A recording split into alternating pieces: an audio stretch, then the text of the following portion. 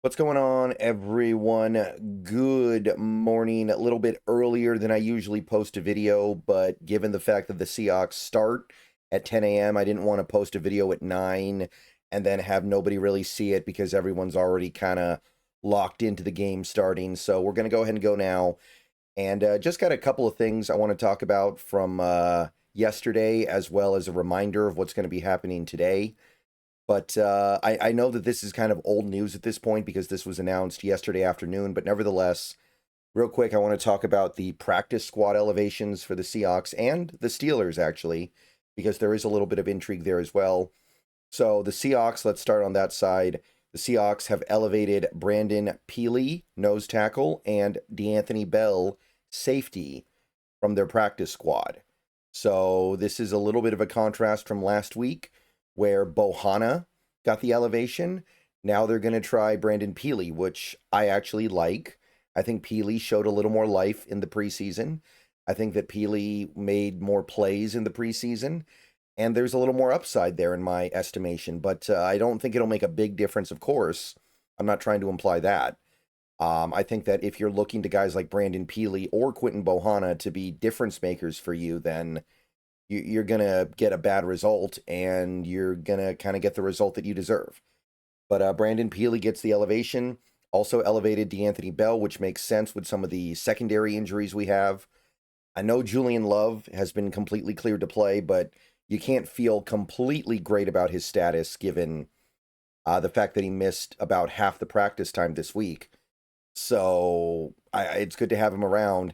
And with the situation with Witherspoon and Emin as well, you want to have somebody that you can count on back there. Personally, I'm hoping that D'Anthony Bell would take reps away from Ty Okada because I really don't trust Ty Okada to do much of anything defensively. He's a pure special teamer right now, so hopefully D'Anthony Bell can fill that role if there is a role that needs to be filled. I even in front of D'Anthony Bell, even in front of that, I'd like to see somebody like a Shaq Griffin or even a Nehemiah Pritchett on the field before these guys anyway. All right, so that's it for the Seahawks side of the practice squad elevations. Real quick, please thumbs up this video. Subscribe if you're new. Click the bell for notifications. Become a channel member for $2 a month. Those are the best ways to support the channel. The Steelers also had one practice squad elevation that I saw, and it's not super interesting, but this is one of our former guys, John Radigan. You guys might remember him. He was on the team for a couple years. He has been elevated to the roster off the practice squad for this game, so welcome back, John Radigan. I mean, not really welcome back because the game isn't in Seattle, but it'll be nice to see you again. All right, so that is the practice squad situation. There's really not a ton to say about it, but I would not be surprised if both of these guys got at least a few snaps. I would expect both these guys to play a little bit on defense personally. All right, I want to also remind everybody what's going to be happening today after the Seahawks game, because the game obviously starts in less than 3 hours. So I want to remind people how this is going to work. And actually, sorry, let me pause that real quick. But just to remind people, after the game, within like 5 minutes of the game ending today, so right around 105, 110, 115, somewhere around there, I'm going to go live on Bleacher Report. And the only way to view that stream is going to be through the Bleacher Report app. So, again, if you want to see that stream, you need to download the Bleacher Report app to your mobile device. Before we go any further, I want to tell you a little bit about my friends over at Sleeper. If you're not using the Sleeper app for daily fantasy football this year, you are missing out. Let's get some picks in for the week. Take a look over on the left side of your screen. Look at all this great stuff you can do over on Sleeper right now. My picks go as such. I got Jalen Hurts going over 41.5 rushing yards. I don't think Philly really trusts their passing attack right now. I think that Jalen Hurts is going to scramble a lot. I think there are going to be a lot of designed runs for him. I got JSN going over 65.5 receiving yards. Our boy. Who else are we really going to throw to right now? Clearly, we don't trust anybody else that much.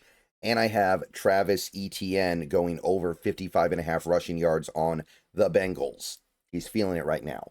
Remember, the Sleeper app, use the promo code SBN to get a $100 match on your first deposit. Terms and conditions apply. See Sleeper's terms of use for details. Currently operational in over 25 states. check out the Sleeper app today. Now, last week, you guys who tried to participate in the Bleacher Report stream may remember we had technical difficulties. We did. But the Bleacher Report was made aware of that, and they implemented some fixes this week. It should be better. And to anybody who was there last week and got frustrated, just know that your frustrations were heard, and hopefully they were addressed. So if you want to see that stream, the only way to do it is through the app. You may be able to watch the video on demand through BleacherReport.com later, but I don't think you'll be able to watch it live, and you won't be able to participate in the chat. So once again, I recommend downloading the Bleacher Report app, make an account if you want to participate in the chat, and that is the only way to get my initial snap reaction. That will be my first bit of post-game content for this game, whatever happens within the first few minutes of the game going final. So after that, I'm going to record and put together my post-game video for YouTube. So look for that video to go live probably sometime around 2, because after I'm done with the post-game stream on Bleacher Report, I have to go record the post-game video. Then I have to quickly edit it together, get a thumbnail, put it on YouTube. So 2 o'clock would be like the earliest, maybe sometime like 2:15. Somewhere between there is the most likely window. I can't imagine it being any later than like 2:30. But keep an eye out for that as well. That'll just go live on YouTube and X like normal. So watch it in either location. Should be totally fine.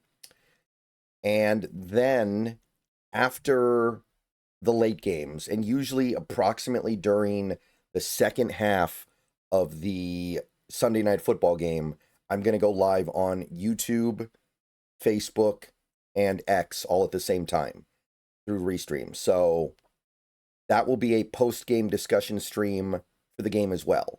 So that will be, we've had time to process the whatever happened in the game, win, lose, or I guess tie, and we're able to talk about things in a little bit more of a rational manner, hopefully. But yeah, that is going to be what happens. And then that night, after that stream is over, I'm going to put together, well, I'm going to put together a video for YouTube that goes live the next morning, but I'm also going to put together a post-game video that will be much shorter, like anywhere from 90 seconds to 3 minutes long, to go live on Bleacher Report the next day as well.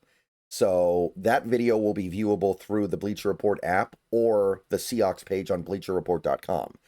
So that's just going to be the standard operating procedure for basically every Seahawks game this season, but I wanted to go over it again.